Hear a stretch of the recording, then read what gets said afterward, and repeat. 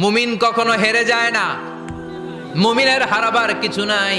মুমিনের জীবনে যদি আনন্দ আসে, মুমিন শুকরিয়া করে, শুকরিয়া করলে সওয়াব আছে না নাই?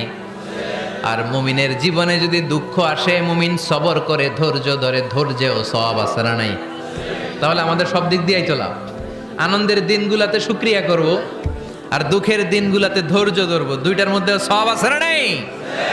এজন্য বিশ্বনবী বললেন, আজাবান লি আমরিল মুমিন, মুমিনের বিষয়টা খুবই আশ্চর্যের। ফাইন আসাবাতহু সাররাউন শাকারা, মুমিন যদি আনন্দে থাকে সে শুকরিয়া করে, শুকরিয়া করলে লাভ আছে না নাই?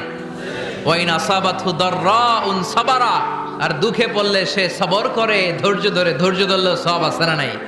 তার মানে আমাদের হারাবার কিছু আছে। মাঝে মাঝে আল্লাহ আমাদেরকে দুঃখ কষ্ট দিয়ে পরীক্ষা করতে চান, এগুলো আমাদের জন্য খারাপ নয়। এই দুঃখ কষ্ট বিপদ আমাদের কোমরকে সোজা করে, আমাদের পায়ের